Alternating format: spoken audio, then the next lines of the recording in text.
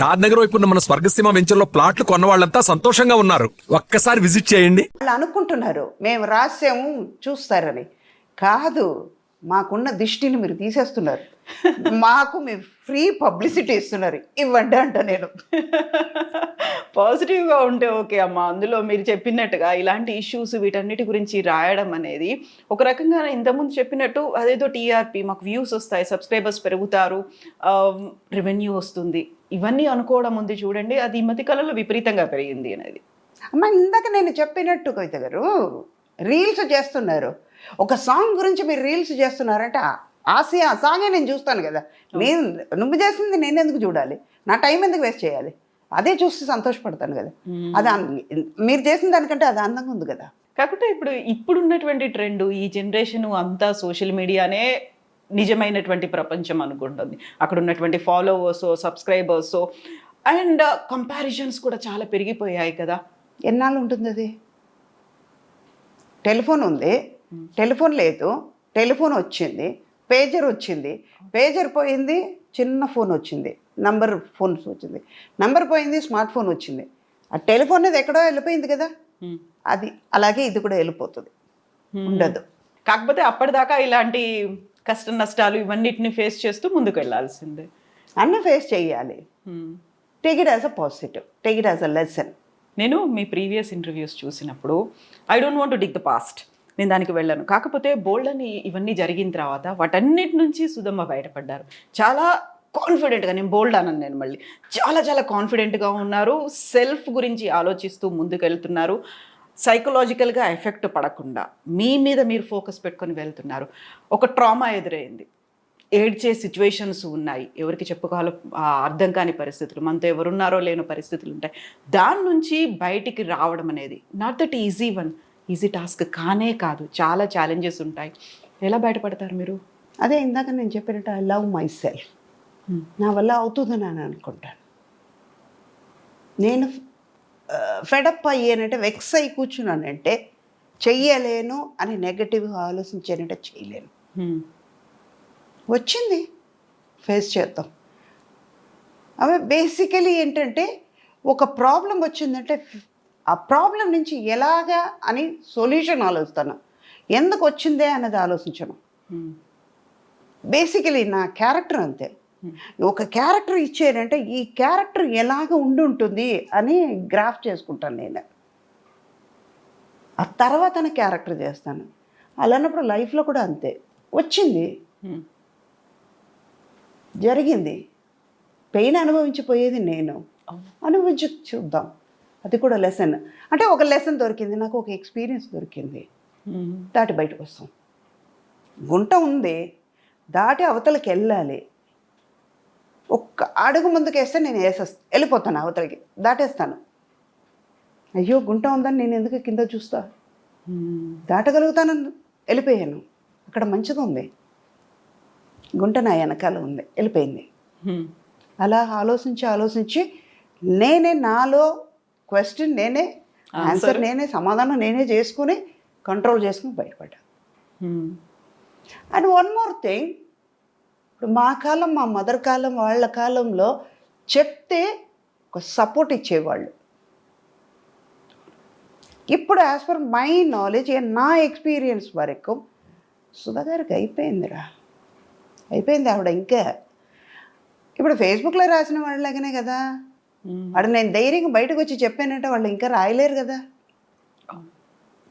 ఓ ఈవిడ బాగానే ఉంది, మన అనవసరంగా రాశారు వీళ్ళు, 10 మంది చదువు ఉంటారు, అట్లీస్ట్ 5గురు చదువుతారు కదా, బాగానే ఉంది ఆవిడ, వీడికేం పోయేగాలం ఇలా రాశాడు కాకుండా ప్రతిసారి నేను బాగున్నాను అని చెప్పుకోవడం అనేది కూడా ఒక రకంగా అవసరమా అనిపిస్తుంది కదా. నేను బాగానే ఉన్నప్పుడు నాకు తెలుసు, నేను ఎందుకు మీకు చెప్పాలి బాగున్నానని? అవును కదా. You're not going to pay money for me, you're not going to save me. నా లైఫ్ అంతా నేనే తినాలి, నేనే కష్టపడాలి, నేనే చేసుకోవాలన్నప్పుడు మీరెందుకు? So true. I'm not going to feed you, you are not going to feed me. But ఒకటి లింక్ ఉంటుంది. లేనిపోయింది ఎందుకు మనం కష్టపడాలి? ఇన్నేళ్ల ఎక్స్పీరియన్స్, ఇన్ని మదర్ క్యారెక్టర్స్ చేశారు, ఎప్పుడైనా కాంపిటీషన్ ఫీల్ అయ్యారా? ఇప్పుడు వస్తున్న జనరేషన్ అంటే మీరు చాలా యంగ్ ఏజ్లోనే అమ్మ అయిపోయారు, అమ్మని చేసేసారు అందరూ, బోల్డ్ ఎంతమంది కనిపించారు. సుకన్య కావచ్చు, శరణ్య కావచ్చు, ప్రగతి, పవిత్ర, లోకేష్, ఇలాంటి వాళ్ళందరూ, సురేఖ వాణి, వీళ్ళందరూ మదర్ క్యారెక్టర్స్ చేసిన వాళ్ళే అందరూ అలా కొన్ని రోజులు కనిపించారు, మళ్ళీ కొన్ని రోజులు కనిపించలేదు, ఎదురు చూస్తూ ఉన్నారు. సో అలాంటప్పుడు మీకు ఏమనిపిస్తుంది? ఇంతమంది కనిపిస్తున్నారు, అందరూ మదర్ క్యారెక్టర్స్, అందరూ మళ్ళీ చాలా చాలా గ్లామరస్గా ఉంటారు. మీ కళ్ళకి వాళ్ళు గ్లామర్గా కనిపిస్తున్నారు అంతే. హా. నాకు గ్లామర్గా లేదు. ఒక సురేఖ వాణి, ఒక హేమ, ఒక ప్రగతి, వాళ్ళు అంతే. సుధాకున్న రికార్డు లేదు కదమ్మా. సుధా 43 years ఇంకా స్టెబిలిటీ కరెక్ట్గా ఉన్నాను. సుధా రికార్డులో ఎన్ని పిక్చర్లు చేశాను, ఎన్ని హిట్ పిక్చర్లు చేశాను, ఎంత పెద్ద పెద్ద హీరోస్తో చేశాను, పెద్ద పెద్ద డైరెక్టర్స్తో వర్క్ చేశాను. ఇప్పుడు ఉన్న వాళ్ళు ఒక మించిపోతే ఒక 10 పిక్చర్లు చెప్పుకుంటున్నారు. నేను 1000 పిక్చర్లు చేయగలిగాను. చాలా ఎత్తుకుని చెప్తా. 4-5 లాంగ్వేజ్ చేశాను. ఇప్పుడు ఎంతమంది చేస్తున్నారు? వాళ్ళు కూడా బతకాలి కదా. నేను స్పేస్ ఇస్తే కదా వాళ్ళు వచ్చేది. అందుకే సరే, అది కూడా పాజిటివ్గా ఓకేలే, స్పేస్ ఇచ్చాం, వాళ్ళు చేస్తున్నారు, వాళ్ళు ఉన్నారు కదా లోకల్, బతకాలి కదా. నేనే 10 రూపాయలకు తినాలి, నేనే కడుపు నిండా తినాలి, నేనే బిర్యానీ తినాలంటే ఎలా? వాళ్ళకు కూడా ఉండాలి కదా. అందుకే మీరు పులిహోర తింటే వాళ్ళకి. నాకు ఇష్టమైన పులిహోర నేను తింటా, మీకు ఇష్టమైన బిర్యానీ మీరు తినండి. ఇంతమంది హీరోలకి అమ్మగా చేశారు. మహేష్ బాబు చేశారు, ఎన్టీఆర్ చేశారు, రామ్ చరణ్, అల్లు అర్జున్, వాట్ నాట్. ఇప్పుడు ఉన్నటువంటి యంగ్ హీరోలు ఈ జనరేషన్ అందరికీ చేశారు. ఎప్పుడైనా అరే అనిపించిందా? నాకు అది మళ్ళీ మళ్ళీ అరిగిపోయిన రికార్డులాగా I love myself, I love my profession. ఒక చిన్న విషయం చేసినా కూడా మంచి దాని మీద అంత లవ్తో చేస్తాను, అంత ప్రేమించి చేస్తాను అన్నమాట. ఇష్టంగా చేస్తాను. అందువల్ల అది నెగటివ్గా రానివ్వను కదా. అది ఎంత అందంగా ఉంది కదా అనుకుంటాను. అయ్యో నువ్వు చేయగలుగుతావు సుధా, అద్దంలో నేనే చూసి నేను అప్రిషియేట్ చేసుకుంటాను. ఇందాక మీరు గమనించుంటే తెలుస్తుంది, వెరీ బిగినింగ్ మీరు అందంగా ఉంటారు అనగానే తీసుకున్నారు. అర్థమైందా? అలాంటి మనిషి నేను. అందుకే ఏది నాకు పెద్దగా అనిపించదు. Take it easy policy. కూల్గా ఉంటాను, టెన్షన్ తీసుకోను, చల్తా అలాగే. అప్పుడు అన్ని సూపర్ హిట్ మూవీస్లో మీరు యాక్ట్ చేశారు, సూపర్ కలెక్షన్స్ ఇవన్నీ వచ్చాయి. బట్ ఇప్పుడు ఏంటంటే block buster, pan India, pan world, Oscar రేంజ్కి వెళ్ళినటువంటి ఇవన్నీ సినిమాలు చూసినప్పుడు అలాంటి సినిమాలో నాకు క్యారెక్టర్ ఉంటే బాగుండేదే, ఈ సినిమాలో నేను అమ్మనయ్య ఉంటే బాగుండేదే, మిస్ చేసుకున్నానా, అరే ఉంటే క్రియేట్ చేసి ఉంటే బాగుండేది, అలా ఏమన్నా అనిపించింది? ఇప్పుడు అనిపించట్లేదు, లేదా 100% అనిపించట్లేదు. మనం చేస్తాం కదా. పాత వాళ్ళని చూసేటప్పుడు కనిపిస్తుంది, ఒక జయసుధ గారిని చూసేటప్పుడు కనిపిస్తుంది, జయప్రద గారిని చూస్తే అనిపిస్తుంది, ఓకే, సావిత్రి గారిని చూసేటప్పుడు అనిపిస్తుంది, సుచేత గారిని చూసేటప్పుడు అనిపిస్తుంది. ఇప్పుడు అసలు లేదు, 200% కూడా అనిపించదు. 100% కాదు, 200% చెప్తాను. I'm not. నాకు ఇంతకంటే మంచి క్యారెక్టర్స్ నేను చేశాను. ఆమె చెప్పుకోవచ్చు, మన్మధుడు చెప్పుకోవచ్చు, నువ్వు లేక నేను చేసి అలాంటి క్యారెక్టర్ నేను చేసిన తర్వాత గ్యాంగ్ లీడర్ చేశాను.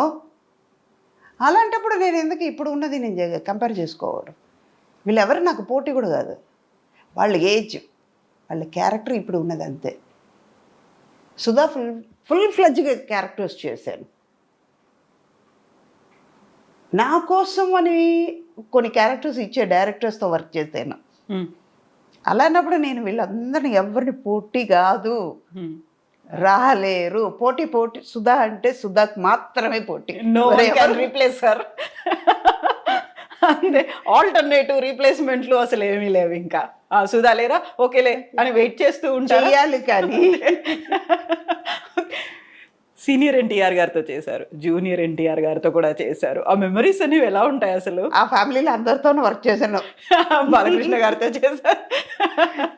అంటే ఇది ఏంటంటే అక్కడ సీనియర్ లేదు, జూనియర్ లేదు, అందరితోనూ వర్క్ చేస్తాం అన్నది అక్కడ. అలా ఫ్యామిలీ అంటే ఇప్పుడు ఎన్టీఆర్ గారి ఫ్యామిలీతో చేశారు, చిరంజీవి గారి ఫ్యామిలీతో చేశారు, అండ్ నాగార్జున గారి ఫ్యామిలీతో చేశారు. ఇలా ఫ్యామిలీ జనరేషన్ లక్కీగా ఇప్పుడు కొంచెం తగ్గింది కాబట్టి, లేకపోతే ఇప్పుడు కూడా అంటే మనకి రోజు బిర్యానీ పెడితే బోర్ కొడుతుంది కదా, అందుకే సుధా కాకుండా ఇంకో వాళ్ళు తీసుకొచ్చి పెడదాం కొన్నాళ్ళకి చూద్దాం. అదే 2 రోజులు బిర్యానీ తిందాం, ఆ. 3వ రోజు ఆటోమేటిక్గా పెసరట్టుకి వెళ్తాం, 3వ రోజు ఉప్మాకి, 4వ రోజు ఉప్మాకి వెళ్దాం. 2 రోజులు పెసరట్టు అయిపోయింది. అలాగే ఇది కూడా. ఓకే, కొన్ని చేంజెస్ ఉంటాయి అన్అవాయిడబుల్ గా. అంటే నిన్న కట్టుకునే శారీ మళ్ళీ ఇవాళ కట్టలేము, అదే కలర్ శారీ కట్టలేము. అవును. మనకే అనిపిస్తుంది ఇదే కలర్ రేపు కూడా కడితే నిన్ననే కదా కట్టాం, మళ్ళీ ఇదే కలర్ ఎందుకు, మనకే అనిపించేటప్పుడు మన చూసేవాళ్ళకి ఎలా ఉంటుంది. సో ఇంత మెచ్యూర్డ్ సైకలాజికల్గా కావచ్చు, ఫిజికల్గా, ఎమోషనల్గా చాలా బ్యాలెన్స్డ్గా సెట్ చేసుకుంటూ ముందుకు వెళ్ళాలి. ఆఫర్స్ వచ్చినా రాకపోయినా, నష్టాలు వచ్చినా అలాగే తీసుకోవాలి. మీరు సంపాదించిన ఆస్తి పోయినప్పుడు తీసుకోవాలి. ఫ్యామిలీ మెంబర్స్ కాదు, బయటి వాళ్ళందరూ మళ్ళీ మిమ్మల్ని